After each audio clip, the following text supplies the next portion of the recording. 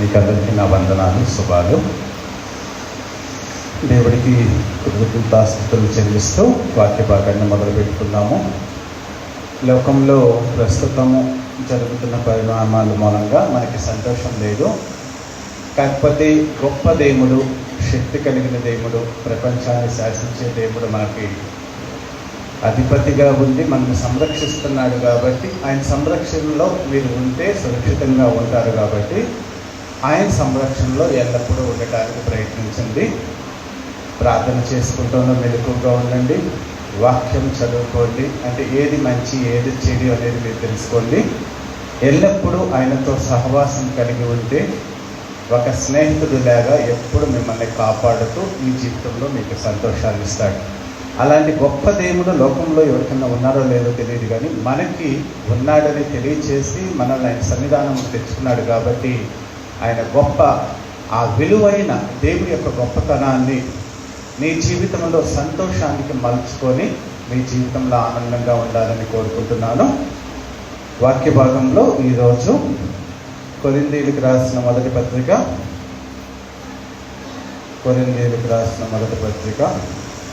2వ అధ్యాయము 4వ వచనం చదువుకుందాం. కొరింథీయులకు రాసిన మొదటి పత్రిక 2వ అధ్యాయము 4వ వచనం. మీ విశ్వాసము మనుషుల జ్ఞానమును ఆధారము చేసుకొనక దేవుని శక్తిని ఆధారము చేసుకొని ఉండవలననియు నేను మాట్లాడినను స్వార్థ ప్రకటించినను జ్ఞానయుక్తమైన తీయని మాటలను వినియోగింపక పరిశుద్ధాత్మయు దేవుని శక్తియు కనపరచు దృష్టాంతములనే వినియోగించితిని. ఇది అపోస్తలుడైన పౌలు భక్తుడు కొరింథీ సంఘానికి రాస్తున్న పత్రిక. కొరింథీ సంఘానికి రాస్తూ ఏం చెప్తూ ఉంటాడో తెలుసా? వీళ్ళందరినీ విశ్వాసులు అని మొట్టమొదటిగా పిలుస్తాడు. కొరింథీ సంఘాన్ని విశ్వాసులు అని పిలుస్తూ ఆ విశ్వాసులకి దేవుడు చెప్తున్నది ఏంటిది అనేది మనం పరిశీలించుకున్నాం. వాక్యాన్ని మంచి భావనతో అర్థం చేసుకుంటే మన జీవితంలో అనుసరిస్తే దేవుడు ఆశీర్వదిస్తాడు. ఒక వచనమే కావచ్చు, ఆ వచనంలో దేవుడి ప్రేమ తెలియజేస్తాడు. ఇక్కడ ఏం చెప్తాడు? మీ విశ్వాసము మనుష్యుల జ్ఞానమును ఆధారము చేసుకొనక దేవుని శక్తిని ఆధారము చేసుకొని ఉండవలనని నేను మాట్లాడినను సువార్త ప్రకటించినను జ్ఞానయుక్తమైన తీయని మాటను వినియోగింపక పరిశుద్ధాత్మయు దేవుని శక్తిని కనపరచే దృష్టాంతములనే వినియోగించితిని అని చెప్తున్నాడు. మన విశ్వాసం ఎలా ఉండాలని చెప్తాడు? మనుష్యుల జ్ఞానమును ఆధారము చేసుకొనక దేవుని శక్తిని ఆధారం చేసుకోవాలి. అంటే ఒక క్రైస్తవుడు అనేవాడు తన విశ్వాస జీవితంలో తన జ్ఞానాన్ని, అంటే లోకంలో నుంచి వచ్చిన జ్ఞానాన్ని, అంటే లోకంలో వచ్చిన జ్ఞానము, మనమంతా లోకంలోనే పుట్టున్నాం కాబట్టి దేవుణ్ణి ఎప్పుడు ఆరాధిస్తారు లోకంలో వాళ్ళు? ఒక పండగకో లేకపోతే ఏదో అకేషనల్గా ఆరాధించడం అనేది వచ్చింది. అలాగే మనము దేవుడి దగ్గరికి ఇక్కడికి వచ్చాక కూడా ఒక ఆదివారం రావటమో లేదా గుడ్ ఫ్రైడేకో ఈస్టర్కో లేదా ఎప్పుడన్నా రావటమే కానీ మిగతా టైంలో దేవుడి మీద ఆధారపడటం అనేది ఉండట్లేదు. అలాగ లోకరీతిగా మీరు దేవుణ్ణి ఆధారం చేసుకున్నాక దేవుని శక్తిని బట్టి ఆధారం అంటే ఎల్లప్పుడూ ఆయనతో సహవాసం కలిగి ఉండాలని చెప్తున్నాడు. మీ విశ్వాసము, మీరంతా విశ్వాసం, యేసుక్రీస్తు విశ్వాసులు, మీరు మీ విశ్వాస జీవితంలో ఎలా ప్రయత్నిస్తున్నారు? నీ జ్ఞానంతో నువ్వు ప్రయాణిస్తున్నావా లేకపోతే దేవుడి శక్తితో నువ్వు ప్రయాణిస్తున్నావా? ఎవరిని ఆధారం చేస్తున్నావు? నిన్ను నువ్వు ఆధారం చేసుకొని నువ్వు క్రైస్తవుడిగా జీవిస్తున్నావా? అంటే నీ ఆలోచన దేవుడు సఫలం చేయాలి, నీ ఆలోచనలే జరగాలి. ఆ క్రైస్తవుడిగా నువ్వు ఎలా ఉండాలనుకుంటున్నావు అలాగే ఉంటావు. అలాగే ఉండి జీవితం చివరిదాకా నీ జ్ఞానము చొప్పున నీ ఆత్మీయ జీవితాన్ని నడుపుకుంటున్నావా? లేకపోతే దేవుడి శక్తిని ఆధారం చేసుకొని నీ ఆత్మీయ జీవితాన్ని నీవు నడుపుకుంటున్నావా అనేది మిమ్మల్ని పరిశీలించుకోండి. బైబిల్ గ్రంథం అయితే ఏమని చెప్తుందో తెలుసా? దేవుడిని నువ్వు ఎప్పుడైతే నమ్ముకున్నావో, ఆయన విశ్వసించావో, ఆయనతో నిబంధన చేసుకొని క్రైస్తవురాలుగా మారావో, అప్పటి నుంచి నీ దేవుడి యొక్క ఆయన సర్వాధికారానికి నువ్వు లోబడి ఆ అధికారం కింద, ఆ శక్తి కింద నీ జీవితాన్ని నడుపుకోవాలని చెప్తుంది. ఆయన సర్వాధికారాన్ని కిందకి మీరు వచ్చారా? ఆ శ్రేష్టమైన దేవుడి యొక్క సన్నిధానంలో ఆయన ఆధీనంలో ఉండి మీ జీవిత విధానాన్ని నడుపుకుంటున్నారా? ఆయన సంరక్షణలో, ఆయన కృపలో, ఆయన భద్రతలో, ఆయన బాహువుల చాటున ఉండి మీ ఆత్మీయ జీవితాన్ని నడుపుకుంటున్నారా? లేకపోతే మీ సొంత మీ ఆలోచన ప్రకారం ఇది చేయాలనుకుంటే వెళ్దామనుకుంటే వెళ్ళాము, వద్దనుకుంటే వద్దని రకరకాలుగా మీ జ్ఞానాన్ని దేవుడి జ్ఞానం అనుకొని నడిపించుకుంటున్నారా అనేది పరిశీలించుకోండి. ఈ వాక్యం చెప్పారంటే దేవుడు సరదాగా చెప్పలేదు. మనుషులంతా 95% ఎలా ఆలోచిస్తాడో తెలుసు కాబట్టి అలా ఉండద్దు బాబు. దేవుడి శక్తిని ఆధారం చేసుకుని ఆత్మీయ జీవితాన్ని లౌకికమైన నీ మనిషిలో లోక జీవితంలో నీ జ్ఞానంతోనే నువ్వు సంపాదించుకుంటావు, నీ జ్ఞానంతోనే అత్యున్నతమైన స్థానంలో ఉంటావు, నీ జ్ఞానం ద్వారానే నీ ఘనత వస్తుంది, నీ జ్ఞానం ద్వారా నువ్వు సంపాదించుకుంటావు, నీ జ్ఞానంగానే అత్యుత్తమమైన స్థితిలో ఉండి అందరి చేత ప్రశంసించి కొనియాడబడతావు. కానీ క్రైస్తవుడిగా మార్పు చెందిన తర్వాత నీ జ్ఞానాన్ని పక్కన పెట్టేసేసి దేవుడి శక్తిని ఆధారం చేసుకొని నువ్వు జీవించాలని దేవుడు చెప్తున్నాడు. మీ క్రైస్తవ జీవితము ఒకసారి ఆలోచించుకోండి. నన్ను నేను ఎప్పుడు పరిశీలించుకుంటూనే ఉంటాను, మిమ్మల్ని కూడా మీరు పరిశీలించుకుంటూ ఉండండి. నీ భక్తి జీవితము నీ జ్ఞానాన్ని ఆధారం చేసుకొని నడుపుతున్నావా? దేవుడి శక్తితో ఆయన చేయి పట్టుకొని నడిపిస్తుంటే నడుస్తున్నావా? దేవుడి శక్తిని ఆధారం చేసుకొని నడిచినట్లయితే దేవుడి చేత ఆశీర్వదించబడిన వ్యక్తిలాగా ఉంటావు. వీటి గురించి మాట్లాడుతున్నాము. దీంట్లో విశ్వాసం అనేది వస్తుంది, మనుష్య జ్ఞానం అనేది వస్తుంది, దేవుడి శక్తి. విశ్వాసం అంటే యేసుక్రీస్తుని నమ్ముకుంటున్నాం, మనం దేవుడిని నమ్ముకుంటున్నాం. దేవుడు మనకు అసలు ఎందుకు అవసరము? మన లోకంలో అందరూ పుట్టిన ప్రతి వ్యక్తి చనిపోతున్నాడు, లోకంలో సంపాదిస్తున్నాడు, కావాల్సినవన్నీ తింటున్నాడు, కావాల్సినవి తాగుతున్నాడు, ఇళ్ళు కట్టుకుంటున్నాడు, పిల్లల్ని కంటున్నాడు, రకరకాలైన విలాసవంతవాళ్ళు జీవిస్తూ తన జీవితాన్ని ప్రతి వ్యక్తి వదిలేసేసి వెళ్ళిపోతున్నాడు. మరి జీవితంలో నీకు దేవుడు ఎందుకు? ఆ దేవుడిని నువ్వు ఎందుకు నమ్ముకున్నావు? ఆ దేవుడికి ఎందుకు విశ్వాసాన్ని ప్రకటిస్తున్నావు? నీ యొక్క జీవిత విధానాన్ని నువ్వు ఎందుకు మార్చుకుంటున్నావు అన్న విషయాన్ని మీరు పరిశీలించుకోండి. అసలు నేను దేవుడిని నమ్ముకోవాల్సినంత అవసరం ఏంటి? ఎందుకు ఆయన్ని విశ్వాసిగా నేను ఉండాలి? ఎందుకు విశ్వసించాలి ఆయన్ని? అందరూ పుడుతున్నారు, చనిపోతున్నారు. తరతరాలుగా మా పుట్టు పూర్వత్వాల నుంచి సృష్టి అనాదిగా సంకల్పం నుంచి ఇప్పుడు దాకా అదే జరుగుతుంది కదా.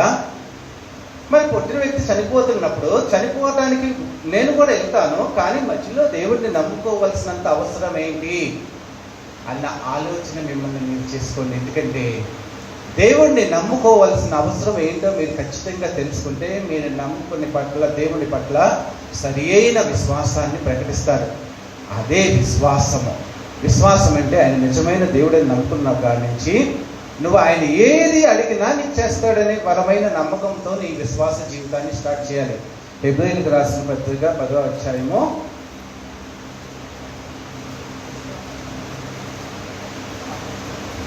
11వ అధ్యాయము 6వ వచనం చదువుకున్నాము. హెబ్రీయులకు రాసిన పత్రిక 11వ అధ్యాయం 6వ వచనం.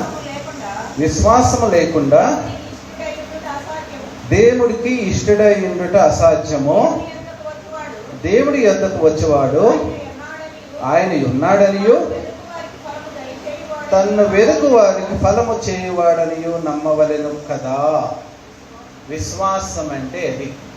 విశ్వాసం లేకుండా దేవుడికి ఇష్టం. నువ్వు దేవుడే నమ్ముకున్నావు కానీ ఆయన నీకు అడిగిందల్లా ఇస్తాడనే నమ్మకం లేకుండా నమ్ముకున్నావు అనుకో, నీ మనసులో అసలు స్థిరమైన నమ్మకం, నేను ఏది అడిగినా నా దేవుడు ఇస్తాడు అని నమ్మకం నీ మనసులో లేదనుకో, అది విశ్వాసం కాదు. ఫలాన్ని ఇస్తాడా ఇవ్వడా, ఫలానా వాడు ప్రార్థన చేస్తే ఇస్తాడా లేకపోతే ఇస్తాడా ఇవ్వడా అని చెప్పి అపనమ్మికతతో ఉండటము విశ్వాసం కాదు. విశ్వాసం అంటే దేవుడు అనేవాడు ఉన్నాడు. ఫస్ట్ ఆయన ఉన్నాడు, ఆయన లివింగ్ గాడ్, నిరంతరము జీవించే దేవుడు, వర్తమాన భూత భవిష్యత్ కాలంలో సర్వాధికారి అయిన దేవుడు ఆయనే. ఆయనే ఎల్లప్పుడూ జీవించే దేవుడు. అంటే ఈ క్షణము ఆ క్షణం అని కదా, ప్రతి క్షణము నువ్వు దేవా అనగానే, దేవా తండ్రి అని పిలవంగానే పలికే దేవుడు, ప్రపంచాన్ని తన మాట చేత నడిపిస్తున్న దేవుడు, సర్వ యుగాల్లో దేవుడుగా కీర్తించబడే దేవుడు ఆయనే. ఉన్నవాడు, లివింగ్ గాడ్. మోషే అడుగుతాడు, ఎవరు నువ్వనంటే నేను ఉన్నవాడను అంటాడు. నేను ఉన్నవాడిని. ఎప్పుడు సర్వాంతర్యామిలాగా సర్వ కాలాల్లో ఉండే దేవుడు నీ దేవుడు. 1 సెకండ్ 2 సెకండ్లు, 1 యుగము 2 యుగాలు కాదు, కానీ సర్వ కాలాల్లో ప్రతి పరిస్థితుల్లోనూ నిరంతరము జీవించే వ్యక్తిని దేవుడు, ఆయన సర్వాధికారిని మీరు తెలుసుకోవాలి. ఆయన ఉన్నవాడు, ఎప్పటికీ నిరంతరము జీవించేవాడు, జీవం కలిగిన దేవుడని నమ్మి తమే విశ్వాసం. మరలా ఏమంటాడో తెలుసా? తన్ను వెతుకు వారికి ఫలము దయచేయవాడు అని నమ్మాలి. ఏదైతే నువ్వు అడుగుతున్నావో, ఈ లోకంలో నీకు అసాధ్యమైనదే అడుగుతావు. నువ్వు సాధ్యమైనవి ఏం అడగవు. సాధ్యమైనవి లోకంలో మనకు కావాల్సిన వాళ్ళు ఇస్తారు, అన్నీ ఇస్తారు. నీకు శాంతి లేనప్పుడు, సమాధానం లేనప్పుడు, నీకు ఆరోగ్యం లేనప్పుడు, ఏదైనా కష్టాలు బాధలు ఎక్కడి నుంచి వచ్చినప్పుడు, దేవా నా జీవితంలో ఇది దయచేయని అడుగుతావు. కానీ ఎప్పుడైతే నువ్వు అడుగుతున్నావో, అడుగుతున్న క్షణమే నా దేవుడు ఇది నాకు ఇవ్వగలడు, నా దేవుడు నేను అడుగుగానే ఇస్తాడు అనే పరిపూర్ణమైన నమ్మకంతో నువ్వు ప్రార్థించాలి, అడగాలి. అది విశ్వాసం అంటే. నీ దేవుడు సర్వకాలాల్లో ఉండే దేవుడు అని ఒకటి నమ్ముతూ నువ్వు ఏదడిగినా ఇవ్వగలడు. ఆయనకు అసాధ్యమైనది ప్రపంచంలో ఏది లేదు. మృత్యునే జయించి మృత్యుంజయుడిగా లేసిన నా దేవుడికి ఈ లోకంలో అసాధ్యమైనది ఏదీ లేదు. ఆకాశం నుంచి కిందకి దిగిరాగలడు, కింద నుంచి ఆకాశానికి ఎక్కిపోగలడు. మరణాన్ని జయించిన మృత్యుంజయుడిగా, జయశీలుడుగా నా దేవుడు ఉన్నాడు. నా జీవితంలో చిన్న చిన్నవి నాకు ఇవ్వలేడా అని పరిపూర్ణమైన విశ్వాసంతో నువ్వు జీవించడమే విశ్వాసం. కానీ మనం అప్పుడు విశ్వాసం అవుతాం. అలా కాకోకుండా యథాలాపంగా దేవుడు ప్రార్థన చేస్తే, మీ దేవుడు ప్రార్థన చేస్తే నీకు ఇస్తాడంట కదా, నా కోసం కూడా ప్రార్థన చేయవా అంటే అది విశ్వాసం కిందకి రాదు. కానీ అంటే విశ్వాసంలోకి రావడానికి ప్రయత్నించే స్థాయిలో ఉన్నది. ఇంకా నేను నా దేవుడి పట్ల విశ్వాసాన్ని ప్రకటించలేదు, చేస్తాడో చేయడో, ఒకవేళ ఆయన చేసే శక్తి సామర్థ్యాన్ని నాకు చూపించినట్లయితే నేను నమ్ముకుంటానని బయట ఒక అవిశ్వాసి దేవుడి యొక్క గొప్పతనాన్ని గుర్తించడానికి ప్రయత్నించే ప్రయత్నంలాగా ఉంటుంది. మీరు విశ్వాసులై దేవుడి దగ్గరికి వచ్చి కూడా నేను అడిగిన ఆయన ఇస్తాడా లేదని ఇంకా సంశయంతో ఉంటే, అలాంటి సంశయాలు ఉంటే మీరు విశ్వాస జీవితంలో మీరు స్థిరంగా లేనట్లు, బలహీనంగా ఉన్నట్లు. విశ్వాస స్థాయిలో బలహీనంగా ఉంటే మీరు అడిగింది ఏది, మీ నమ్మకం లేకపోతే ఏది దేవుడు ఇవ్వడు. మీరు అడిగింది ఇస్తాడని ఎప్పుడైతే పరిపూర్ణమైన నమ్మకంతో మీరు విశ్వసిస్తారో అప్పుడు దేవుడు ఇస్తాడు అన్న సత్యంతో మీరు దేవుడి సన్నిధానంలో ఆయన విశ్వాసులుగా ఉండండి. యేసుక్రీస్తు విశ్వాసులుగా ఉండండి. అయితే ఈ విశ్వాసం ఏంటంటే మనుష్య జ్ఞానాన్ని ఆస్పదం చేసుకోకూడదు.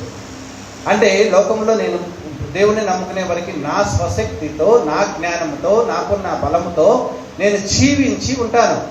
కానీ ఇక్కడికి ఎప్పుడైతే వచ్చానో అదే జ్ఞానాన్ని, అదే తెలివిని, అదే ఆస్తిని, అదే అంతస్తుని, అదే అధికారాన్ని క్రైస్తవ ఆధ్యాత్మిక జీవితంలో కూడా నేను ఇంప్లిమెంట్ చేస్తానంటే అది కష్టము, అది సాధ్యం కాదు. నేను ఆత్మీయ జీవితంలోకి నిన్ను ప్రయోజకరమైన వ్యక్తిగా, దేవుడి ప్రేమని పొందుకునే వ్యక్తిగా నిన్ను మార్చదు అన్నది విషయం తెలుసుకోండి.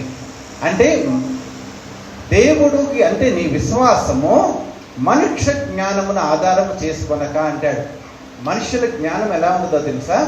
మనుషుల జ్ఞానం గురించి బైబిల్లో కొన్ని చదువుకున్న. మనుషుల జ్ఞానంలో కొరింథీయులకు రాసిన పత్రిక 8వ అధ్యాయము, మొదటి కొరింథీయులకు రాసిన పత్రిక 8వ అధ్యాయము 1వ వచనం చదువుకున్నాము. చదువు. మనమందరము జ్ఞానము గలవారమని ఎరుగుతాము.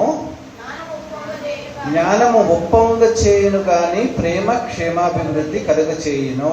జ్ఞానము ఉప్పొంగ చేస్తుంది. మనుష్య జ్ఞానం ఏం చేస్తుంది తెలుసా? అతిశయించేటట్లు చేస్తుంది.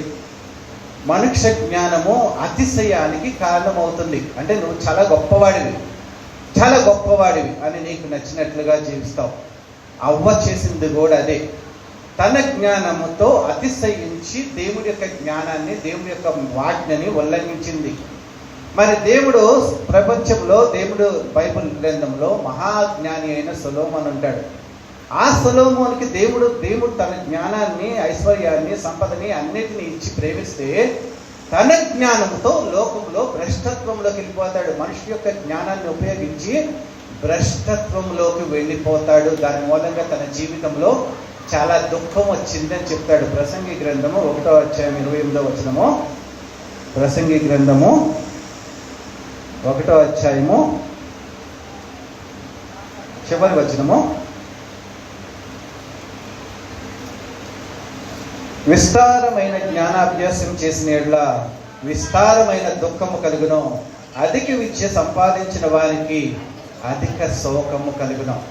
విస్తారమైన జ్ఞానము, దేవుడు విస్తారమైన జ్ఞానం ఇచ్చి దేశాధినేతలంతా వచ్చి పొగుడుతూ, దేశాన్ని క్షేమదేశపు రాణి కానీ ప్రతి వాళ్ళు వచ్చి ఆ జ్ఞానముతో దేవుడి యొక్క మందిరాన్ని, దేవుడు నాకేం మందిరం అవసరం లేదన్నాడు, నేను ఉండటానికి అవసరం లేదు, నీ హృదయ అంతరంగంలో ఉంటానంటే అలా కాదు, నేను నీకు పెద్ద మందిరం కడతానని చెప్పి తన జ్ఞానాన్ని ఉపయోగించి దేవుడి యొక్క మందిరాన్ని కడితే ఆ జ్ఞానముతో కట్టిన మందిరము కూడా తర్వాత నిలబడలేదు. ఆ జ్ఞానంతో తను జీవించిన జీవితం కూడా తనకి చివరికి దుఃఖాన్ని కలుగజేస్తుంది అన్న సత్యాన్ని తెలుసుకోండి. ప్రియమైన దేవుని బిడ్డలారా, మనుష్య జ్ఞానం మూలంగా అతిశయం కలుగుతుంది, మనుష్య జ్ఞానం మూలంగా దుఃఖం కలుగుతుంది, మనుష్య జ్ఞానం మూలంగా తన జ్ఞానిని అనిపించుకోవడానికి, ప్రవీణులు అనిపించుకోవడానికి ఓడిపోతూ గర్వంతో జీవిస్తూ ఉంటారు మనుషుల యొక్క జ్ఞానం అని చెప్పేసి తిమోతికి రాసిన పత్రిక 6వ అధ్యాయము, తిమోతికి రాసిన మొదటి పత్రిక 6వ అధ్యాయము 20వ వచనం చదువుకున్నాము. ఓ తిమోతి, నీకు అప్పగింపట దాన్ని కాపాడి అపవిత్రమైన వట్టి మాటలకును జ్ఞానమని అబద్ధముగా చెప్పబడిన విపరీత వాదములకు దూరముగా ఉండుము. ఆ విషయంలో ప్రవీణులు అనుకొని కొందరని కొన్ని విశ్వాస విషయంలో తప్పిపోతుంది. అంటే జ్ఞానము నీకు నష్టాన్ని తెచ్చుకుంటుంది, అవమానాన్ని తీసుకొస్తుంది. మేమే ప్రవీణులమి, మేమే గొప్ప విద్వాంసులమి, మేమే దీంట్లో మహా తెలివి గలవాళ్ళం అని చెప్పి ఆ దాంతో తర్కాలు చేస్తూ ఇతరులతో వాదనలో, విపరీతమైన వాదనలకు దిగుతారు. ఎందుకంటే విపరీతమైన మనుష్య జ్ఞానం ఏంటంటే తన జ్ఞానాన్ని ప్రపంచంలో నిరూపించుకోవడానికి ప్రయత్నం చేస్తుంది. కాబట్టి ఆ ప్రయత్నాల్లో వాళ్ళు గర్విష్ఠులైపోయి తమ యొక్క ఆ దేవుడిచ్చిన జ్ఞానాన్ని కోల్పోతూ సమాజంలో అవమానించబడిన వ్యక్తుల్లాగా ఉంటూ ఉంటారు. అంటే విశ్వాసాన్ని కోల్పోతారు. ప్రియమైన దేవుని బిడ్డలారా, మనుష్య జ్ఞానము అతిశయానికి కారణమవుతుంది, మనుష్య జ్ఞానము దుఃఖానికి కారణమవుతుంది, మనుష్య జ్ఞానమును గర్భాంధుడైపోయి దేవుడి నుంచి పడిపోవటానికి పనిచేస్తుంది. అలాంటి జ్ఞానము కాకోకుండా, మనుష్య జ్ఞానాన్ని నువ్వు అవలంబించుకోకుండా దేవుడి శక్తిని ఆధారం చేసుకొని, అంటే ఇలా లోకంలో నాకు దేవుడు ప్రసాదించిన మానవుగా నీ పుట్టుక రీతిగా వచ్చిన ఆ జ్ఞానాన్ని నువ్వు అనుసరించి నడుకోకుండా దేవుడి శక్తిని అనుసరించి నీ విశ్వాస జీవితాన్ని కొనసాగించుకోవాలని చెప్తాడు. నీ విశ్వాస జీవితాన్ని కొనసాగించుకోవాలంటే అప్పుడు నీ విశ్వాసం సరిగ్గా ఉండాలి. దేవుడే నిజమైన దేవుడని నువ్వు ఎప్పుడైతే తెలుసుకుంటావో అప్పుడు నీ విశ్వాసము ఖచ్చితంగా ఉంటుంది. ఇర్మియా గ్రంథము 9వ అధ్యాయము 24 వచనం చదువుకున్నాము, లేదా 23-24. యెహోవా ఇలాగ సెలవిచ్చుచున్నాడు, జ్ఞాని తన జ్ఞానమును బట్టి, సూర్యుడు తన శౌర్యమును బట్టి అతిశయింపకూడదు, ఐశ్వర్యవంతుడు తన ఐశ్వర్యమును బట్టి అతిశయింపకూడదు. అతిశయించువాడు దేనిని బట్టి అతిశయింపవలెననగా, భూమి మీద కృప చూపుచు నీతి న్యాయములు జరిగించుచున్న యెహోవాను నేనే అని గ్రహించి నన్ను పరిశీలనగా తెలుసుకుని బట్టి అతిశయింపవలెను, అట్టి వాటిలో నేను ఆనందించువాడనని యెహోవా సెలవిస్తున్నాడు. నీ విశ్వాసములో నీ జ్ఞానాన్ని ఆధారం చేసుకోక, అంటే పైన చెప్తున్నాడు, నీ జ్ఞానాన్ని బట్టి కానీ, నీ శౌర్యాన్ని బట్టి కానీ, నీ యొక్క ఐశ్వర్యాన్ని బట్టి కానీ, నీ అందాన్ని బట్టి కానీ దేని గురించి అతిశయించడం అనేది మానేసేసి ఎప్పుడైతే నువ్వు దేవుడి దగ్గరికి వచ్చావో, విశ్వాసిగా దేవుడి పాదాల చెంత మోకరించావో, ఆయన దేవుడిగా నువ్వు అంగీకరించావో, నీ యొక్క అతిశయాలు అన్నిటినీ తీసివేసేసి నీ మనుష్య జ్ఞానాన్ని అంతా వదిలేసేసి భూమి మీద కృప చూపుచు నీతి న్యాయమును జరిగించుచున్న దేవుడు నేనే అని పరిశీలనగా గమనించి తెలుసుకొనుటను బట్టే నీ విశ్వాసం ఉండాలి. అంటే నువ్వు దేవుడిని విశ్వాసంలో ఆత్మీయ జీవితంలో నడుస్తున్నప్పుడు లోకంలో నీ జ్ఞానంతో ఆలోచించడం మానేసేసాయి. అపోస్తలుడైన పౌలు భక్తుడు ఉన్నాడు. ఈ గ్రంథం అంటే కొరింథీలో ఈ వచనం రాసిన వ్యక్తి లోకములో ఎంతో గొప్ప జ్ఞాని. ఆ యొక్క గ్రంథాలు మొత్తం, ధర్మశాస్త్రం మొత్తం అవసోపన బట్టి గమలీయేలు పాదాల దగ్గర కూర్చొని మొత్తాన్ని నేర్చుకున్న వ్యక్తి తన జ్ఞానముతో ఒక పని చేయటానికని వెళ్ళి క్రైస్తవ సమాజాన్ని మొత్తాన్ని నాశనం చేద్దామని వెళ్తాడు. తన జ్ఞానము, నేను జ్ఞానిని కదా, దేవుడికి సేవ చేస్తున్నాను కదా అని అంటాడు. కానీ యేసుక్రీస్తు ఎప్పుడైతే తనను సంధించి నిజమైన జ్ఞానము తెలియజేస్తాడో, తనే సత్యము, తనే నిజమైన దేవుడని తెలియజేస్తాడో, వెంటనే తన జ్ఞానాన్ని అక్కడతో ఫుల్ స్టాప్ ఇస్తాడు. నేను చాలా బలహీనుడిని అన్నాడు, నేను అశక్తుడిని అన్నాడు, నేను నా జ్ఞానం వెరితనం అన్నాడు. లౌకికమైన తన జ్ఞానాన్ని అంతా పక్కబెట్టి దేవుడిచ్చిన పరిశుద్ధాత్మ శక్తితో, దైవ శక్తితో, దేవుడిచ్చిన ఆత్మ నడిపింపుతో, పరిశుద్ధాత్మ వరాల గురించి కానీ దేవుడిచ్చే శక్తిలోని ప్రపంచంలో ఉన్న ప్రతి క్రైస్తవుడికి ఆయన శక్తిలో ఆయన నీకు ఇచ్చే వరాలను కానీ, నీకు ఇచ్చే శక్తులను కానీ, నీలో ఎంత పవర్ఫుల్గా క్రైస్తవుడిగా జీవించొచ్చనే సత్యాన్ని పరిశుద్ధుడైన అపోస్తలుడైన పౌలు భక్తుడు తెలియచేస్తూ ఆ అనుభవం నుంచే నీకు నాకు రాస్తాడు. నీ జ్ఞానం ఇంకా ఆపేసే ఈ మనిషి జ్ఞానము, ఒక వ్యక్తి నిన్ను కొనియాడాలనే ఆలోచన మనిషి జ్ఞానానికి ఉండదు. కానీ ఎప్పుడైతే నీవు దేవుడిని అంగీకరించావో, దేవుడి యొక్క తత్వాన్ని, దేవుడి యొక్క గొప్పతనాన్ని, దేవుడి యొక్క ప్రేమని, దేవుడి కృపని ఆ వ్యక్తి తెలుసుకొని దేవుడితో మమేకమైపోయి దేవుడి ద్వారా ఆశీర్వదించబడాలన్న ఆలోచన మాత్రమే నీ మాట నుంచి, నీ నోటి నుంచి రావాలి. కానీ మనుషుల చేత కొనియాడబడాలి అన్న ఆలోచన రాకూడదు. అది మనుష్య జ్ఞానమో, ఆ జ్ఞానానికి మించింది దేవుడి జ్ఞానమో. ఆ జ్ఞానము ఏం చేస్తుందంటే ప్రతి వ్యక్తి దేవుడికి లోబడి దేవుడి చేత ఆశీర్వదించబడిన వ్యక్తిలాగా రూపాంతరము చెందాలి అని చెప్తుంది. ప్రియమైన దేవుని బిడ్డలారా, నీ దేవుడు ఈ లోకాన్ని సృష్టించాడు. దేవుడి శక్తిని కనపరిచే ఆధారాన్ని, దేవుడి శక్తిని నువ్వు ఆధారంగా చేసుకోవాలి. దేవుడి శక్తి, మీ దేవుడికి ఉన్న శక్తి ఏంటి మీకు తెలుసా? మీ దేవుడికి ఉన్న శక్తి ఏంటి అనేది మిమ్మల్ని ఆది కాండం నుంచి ప్రకటన గ్రంథం దాకా పరిశీలించుకోండి. నేను దేవుడిని నమ్ముకున్నాను కదా, అదేంటి నా విశ్వాసాన్ని నా జ్ఞానం కాకోకుండా దేవుడి శక్తిని ఆధారం చేసుకొని జీవించమంటున్నారు. దేవుడి శక్తి ఏంటని మీరు ఆలోచించినట్లయితే, దేవుడి శక్తి ఆది కాండం నుంచి ప్రకటన గ్రంథం దాకా యుగములు మన పరలోక రాజ్యంలోకి వెళ్ళిపోయిన తర్వాత కూడా ఆయన శక్తి ఎంతో అమోఘమైనదిగా, అనిర్వచనీయమైనదిగా ఉంటుంది. దానికి నిర్వచించడానికి పదాలే చాలవు. ఆ శక్తిని కొనియాడటానికి నీ నోటెమ్మట మాటలే రావు. అంత గొప్ప అపర శక్తి సంపూర్ణుడై, సార్వభౌమాధికారుడై ఆకాశంలో ఉండి తన ప్రపంచం మొత్తాన్ని పరిపాలించుకుంటూ తన యొక్క చిత్త ప్రకారం ప్రపంచాన్ని శాసిస్తూ నడిపిస్తున్న వ్యక్తి నీ దేవుడు. అది దేవుడి యొక్క శక్తి. హెబ్రీయులకు రాసిన పత్రిక 1వ అధ్యాయము 2వ వచనం 3వ వచనం చదువుతున్నాము. ఈ దినముల అంతమందు కుమారుని ద్వారా మనతో మాట్లాడెను. ఆయన కుమారుని సమస్తమునకు వారసుడిగా నియమించెను. ఆయన ద్వారా ప్రపంచములను నిర్మించెను. ఆయన దేవుడి మహిమ యొక్క తేజస్సును, ఆయన తత్వము యొక్క మూర్తిమంతమునయుండి తన మహత్తు గల మాట చేత సమస్తమును నిర్వహించుచు పాపముల విషయంలో శుద్ధీకరణ తానే చేసి దేవదూతల కంటే ఎంత శ్రేష్టమైన నామము పొందినో వారికంటే అంత శ్రేష్ఠుడై ఉన్నత లోకమందు మహామహుడగు దేవుడి కుడిపార్శ్వమున కూర్చుండాడు. ప్రపంచాల్ని ఆయనే సృష్టించాడు. ప్రపంచాలు మొత్తం ఆయన మహత్తు గల మాట చేత నడిపిస్తున్నాడు, నిర్వహిస్తున్నాడు. సృజించడమే కాదు, తన మహత్తు గల మాట చేత ప్రపంచం మొత్తాన్ని నిర్వహిస్తూ ఈ క్షణము కూడా తన చిత్త ప్రకారమే జరిపిస్తున్న దేవుడు.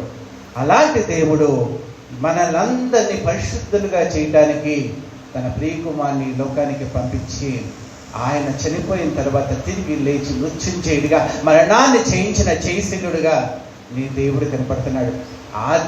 ఆయనే అంటే సృష్టిని ఆరంభించిన వాడు ఆయనే. తన మహత్తుగా మాట చేత ఈ ప్రపంచాన్ని మొత్తం నడిపిస్తున్నవాడు ఆయనే. ఈ లోకానికి ప్రియమైన కుమారుడుగా వచ్చింది ఆయనే. మరణాన్ని జయించిన మృత్యుంజయుడిగా, జయశీలుడుగా మనందరికీ దేవుడిగా కొనియాడబడుతున్న దేవుడు ఆయనే. ఆయన దేవుడి శక్తిని తెలుసుకోవాలి. ప్రియమైన దేవుని బిడ్డారా, ఆ శక్తిని ఆధారం చేసుకొని నీ జీవితంలో నీకేం కావాలో దేవుడిని అడుగు. ఆ శక్తిని ఆధారం చేసుకొని నీ ఆత్మీయ జీవితంలో నీ విశ్వాసాన్ని నడిపించవు. దేవుడు ఆది యందు భూమి ఆకాశాన్ని సృజించి ఈ లోకంలో సర్వ సృష్టిలో ఉన్న ప్రతిదీ నువ్వే దేవుడే సృజించాడు. సూర్యుడు కానీ, చంద్రుడు కానీ, సముద్రాలు కానీ, ఆకాశము కానీ సమస్తము ఆయన నోటి మాట చేత సృజించాడు. నిన్ను నన్ను కూడా ఆయన సృజించాడు. ఆ విషయం తెలుసుకో. నీ సృష్టికర్త ఆయనే, నిన్ను సృజించిన వాడు ఆయనే. ఈ లోకంలో ఆయన చిత్త ప్రకారం నువ్వు జీవిస్తున్నావు. నీకు వచ్చే అనారోగ్యం కానీ, ఆశీర్వాదం కానీ, నీకు వచ్చే బలహీనతలు కానీ, నీకున్న జ్ఞానము కానీ, నీకున్న తెలివి కానీ, సమస్తము ఈ లోక మాలిన్యం నుంచి నువ్వు తప్పించుకొని దేవుని యొక్క పరిశుద్ధతలోకి రావటానికి కూడా ఆయన పరిశుద్ధాత్మ ప్రేరేపణ ద్వారా నేను దేవుడి మార్గంలోకి నడిపించుకున్న శక్తిమంతుడు ఆయన. అంటే నీ జీవితంలో జరుగుతున్న ప్రతిదీ ఆయనే కారకుడు అన్న సత్యాన్ని తెలుసుకో. నీ సృష్టికర్త ఆయనే. ప్రపంచాన్ని సృష్టించిన సంగతి తీసేసే, నిన్ను సృష్టించిన సృష్టికర్త ఈ లోకంలోకి పంపించిన ఆ దేవుడే నన్ను, నా జీవితాన్ని రాశాడు. నా జీవితంలో ఎలా ఉండాలని రాశాడు, నా జీవితంలో ఎలా నడవాలని రాశాడు. ప్రతిదీ ఆయన చిత్త ప్రకారం జరుగుతుంది కాబట్టి నా జీవితాన్ని నడిపింపజేయగలిగిన తన మహత్వ గల మాట చేత ప్రపంచాన్ని నడిపిస్తున్న దేవుడు నీ జీవితాన్ని నడిపిస్తాడనే విశ్వాసం లేదా? ఆయనకి నువ్వు సరెండర్ చేసుకున్నప్పుడు, ఆయన ప్రియమైన బిడ్డలాగా నువ్వు మారి ఆయన తండ్రి అంటున్నప్పుడు నీ జీవితాన్ని కూడా ఆయన లెక్కించి నడిపించలేదా? అది విశ్వాసం అంటే. నన్ను సృష్టించిన దేవుడు, నన్ను ప్రేమించిన దేవుడు, సిలువలో చనిపోయి నన్ను నా కోసం రక్తం కాల్చిన దేవుడు, నా జీవితంలో ఆనందాన్ని ఇవ్వడానికి వచ్చిన దేవుడు, నన్ను పరలోక రాజ్యానికి తీసుకెళ్ళడానికి మంచి మార్గంలో నడిపించడానికి వచ్చిన దేవుడు, తన ఆత్మని నాకు ఇచ్చి నడిపిస్తున్న దేవుడు, ఆ దేవుడు నా జీవితంలో అన్ని ఇవ్వడా అని పరిపూర్ణమైన దేవుడి శక్తిని ఆధారం చేసుకొని నీ యొక్క విశ్వాసం ఉండాలి. ఇప్పుడు బైబిల్ గ్రంథంలో దేవుడి శక్తి గురించి నువ్వు బైబిల్ గురించి ప్రతి క్షణం ఆలోచించు. నీకు విశ్వాసంలో ఎప్పుడైనా బలహీనురాలైనా, బలవంతుడుగా ఉన్నా విశ్వాసం గురించి ఎప్పుడైనా ఆలోచిస్తే, విశ్వాసంలో బైబిల్లో దేవుడు ఏం చేస్తాడో ఒకసారి దేవుడి శక్తి, అపరిమితమైన శక్తిని నువ్వు ఒకసారి చూసుకో. ఏమి ఆయన శక్తి ఏంటి? ఆయన గురించి ప్రార్థన చేస్తాడు. ఇస్సాకు, రిబ్కాకి గర్భఫలం ఇవ్వు దేవా అని. హన్నా ప్రార్థన చేస్తుంది, గర్భఫలం ఇవ్వు, నేను అవమానించబడుతున్నానంటే ఆకాశం నుంచి వారి మొరచి ఆ గర్భఫలాన్ని ఇచ్చిన దేవుడుగా ఉన్నాడు. అంటే నీ జీవితంలో గర్భఫలాన్ని ఇచ్చే దేవుడుగా ఉన్నాడు ఆయన. నువ్వు అడగటంలో ఎటువంటి లోపము లేకోకుండా పరిపూర్ణమైన విశ్వాసంతో అడిగితే ఇస్తాడు. దేవా, నువ్వు అది నీ శక్తి ఇది కదా, ప్రపంచంలో నువ్వు ఇది చేసావు కదా, నా జీవితంలో నువ్వు ఎందుకు చేయవు దేవా అని పరిపూర్ణమైన 100% ఆయన మీద నమ్మకంతో ఉండి ప్రార్థన చేస్తే నీకు ఇస్తాడు. ఐగుప్తు ప్రజలు 430 బానిసత్వంలో ఉండి, దేవా ఈ బానిసత్వం నుంచి, ఈ దాస్యం నుంచి, ఈ బాధల నుంచి మమ్మల్ని విముక్తి చేయదేవా అని అందరూ ప్రార్థన చేస్తే ఆకాశం నుంచి వాళ్ళ మొర విని వాళ్ళందరినీ ఆ బానిసత్వం నుంచి మోషేని అని ఒకే ప్రవక్తని పంపించి వాళ్ళందరినీ విడిపించిన దేవుడిగా ఉన్నాడు. అలా కాకుండా శత్రు సైన్యము వాళ్ళని తరుముతూ ఉంది. ఎదురుగా ఎర్ర సముద్రం ఉంది, వెనకాల శత్రు సైన్యం ఉంది, వాళ్ళని కాపాడే వ్యక్తి లేదు. వాళ్ళ జ్ఞానంతో మళ్ళా మనిషి జ్ఞానం ఏమనిపించిందంటే సముద్రంలో పడి చచ్చిపోతాము, లేకపోతే వెనకాల శత్రు సైన్యం వచ్చి చంపేస్తుంది, దీనికంటే వెళ్ళిపోయి వాడికి సరెండర్ అయిపోయి వాళ్ళ దగ్గర జీవితకాలం అంతా దాసులాగానే ఉండొచ్చని మనుష్య జ్ఞానం వాడిని ప్రేరేపిస్తుంటే దేవుడు ఏమంటాడు తెలుసా మోషేతో? సాగిపో, సముద్రాన్ని నేను చేస్తే ప్రార్థన చేయంటే దేవుడి వైపు చేతులెత్తి ప్రార్థన చేస్తే సముద్రం 2గా చీలిపోయి పాయలుగా మధ్యలో చక్కటి మార్గం ఏర్పడితే, చక్కగా నడవడానికి వీలైన మార్గం ఏర్పడితే ఆ మార్గం గుండా నడుచుకుంటూ దేవుని స్తుతిస్తూ పాడుకుంటూ కీర్తిస్తూ అటువైపు నడిచిపోతే వెనకాల శత్రు సైన్యం మళ్ళీ అదే వీళ్ళు నడిచిన దారిలోనే, దేవుడు ఆశీర్వదించబడిన జనాంగం నడిచిన దారిలోనే శత్రువులు ఆశీర్వదించబడిన జనాంగం వస్తుంటే మరలా సముద్రం వాళ్ళ మీదకి వచ్చి కప్పివేసి వాళ్ళని చంపేసినట్లుగా బైబిల్ గ్రంథమంది. ఎంత గొప్ప ఆదరణ కలిగించే దేవుడి శక్తి కలిగిన మాటలు బైబిల్ గ్రంథంలో ఉన్నవి. అవన్నీ నీకు నీ జీవితంలో నీ ఉత్సాహాన్ని నింపవా? దానిని ఆధారంగా చేసుకొని నీవు నీ జీవితంలో విశ్వాస ప్రయాణంలో ముందుకెళ్ళాలని చెప్తాడు.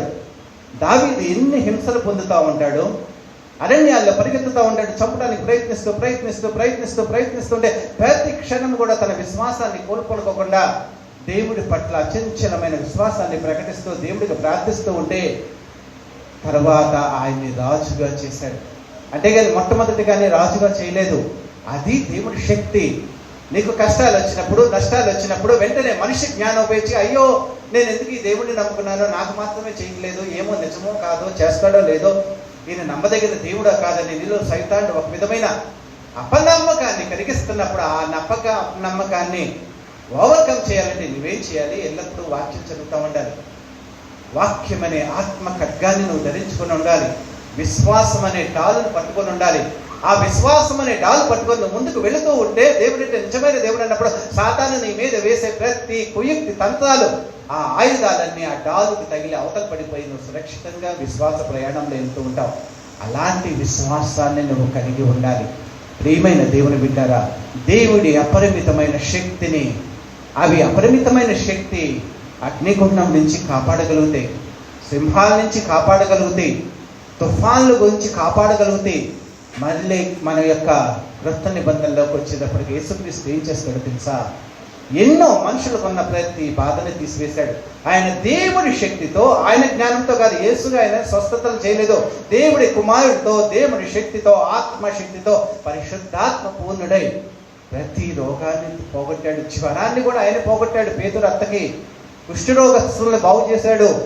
విధవరాళ్ళకి న్యాయం చేశాడు. కుమారులు చనిపోతే రక్తస్రావ కలిగిన రోగిని బాగు చేశాడు. దెయ్యాలు పట్టిన వాడిని వదిలించాడు. ప్రతి వ్యక్తికి, సృష్టిలో మనిషికి ఉన్న ప్రతి బాధని తొలగించిన శక్తిమంతుడిగా నీకు క్రొత్త నిబంధనలో కనబడుతున్నాడు. నీకున్న బాధలు బైబిల్ గ్రంథం నువ్వు 4 సువార్తలు చదువుతూ ఉండో, నీకున్న బాధలన్నింటినీ బైబిల్ గ్రంథంలో తొలగించిన శక్తిమంతుడిగా కనపడతాడు. పరిపూర్ణమైన అపరిమితమైన శక్తి సామర్థ్యాలు కలిగిన దేవుడిగా కనపడతాడు. వాటిని ఆధారం చేసుకొని నీ యొక్క విశ్వాస జీవితంలో ముందుకు వెళ్ళడానికి ప్రయత్నించే కానీ వేరే మనుషులను ఆధారం చేసుకోగాక, ఎప్పుడు మనిషిని ఆధారం చేసుకోగాక, మనిషి ఈరోజు దేవుడితో సఖ్యతగా ఉండొచ్చు, దేవుడు ఫలాన్ని పొందవచ్చు, దేవుడు అభిషేకంతో నింపబడి ఉండొచ్చు, దేవుడి యొక్క అద్భుతమైన స్వస్థత వరాలు ఉండొచ్చు. కానీ ఒకనొక రోజు తన మనిషిగా బలహీనుడు అవుతాడు.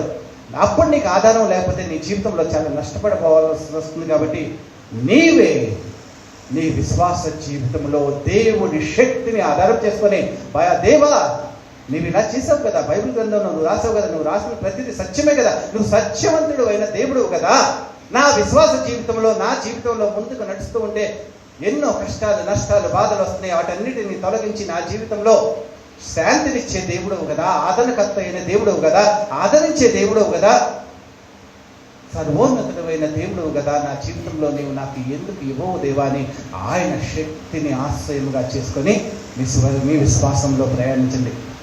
మనిషి జ్ఞానాన్ని వదిలేసేయండి. మనిషి జ్ఞానము నిన్ను అక్కడే ఆపేస్తుంది, దేవుడితో సంబంధం లేకోకుండా. మనిషి జ్ఞానం ఎప్పుడు ఏంటంటే మనిషి సంగతులు ఆలోచించడానికి ప్రయత్నిస్తుంది, కానీ దేవుడి యొక్క సంగతులు నిన్ను ఆత్మీయ జీవితంలో నువ్వు చర్చకి రావడానికి ఇష్టపడినవదు, దేవుడు వాక్యం చదవడానికి ఇష్టపడినవదు, ప్రార్థన చేయడానికి ఇష్టపడదు, దేవుడితో నిరంతరం సహవాసం చేయడానికి మనుష్య జ్ఞానం ఆపేసేసి నేను నీ తెలివితేటలతో వాళ్ళని ప్రసన్నం చేసుకుంటూ వాళ్ళ ద్వారా దేవుడితో ఒక వారధిని ఏర్పాటు చేసుకోవడానికి ప్రయత్నిస్తూ అక్కడే ఆపేస్తూ ఉంటుంది. కాబట్టి మనుషుల జ్ఞానాన్ని వదిలేస్తేనే, నీ జ్ఞానాన్ని, నేను మనిషిగా నీ యొక్క లోకములో ఉన్న ఆ యొక్క మేధస్సుని, శక్తిని వదిలేసేసి దేవుడి శక్తిని ఆధారం చేసుకొని నీ విశ్వాస ప్రయాణంలో ప్రయాణించాలని చెప్తాడు. మరి అదే కొరింథీయులకు రాసిన పత్రిక 2వ అధ్యాయంలో 10వ వచనం చదువుకున్న 10, 11, 12 మనకైతే దేవుడు వాటిని తన ఆత్మ ద్వారా బయలుపరిచి ఉన్నాడు. ఆ ఆత్మ అన్నిటినీ దేవుడి మర్మములు కూడా పరిశోధించుతున్నాడు. దేవుడి ఆత్మ, నీవు దేవుడి శక్తిని ఆధారం చేసుకొని విశ్వాస జీవితంలో ప్రయాణించాలని చెప్తుంది.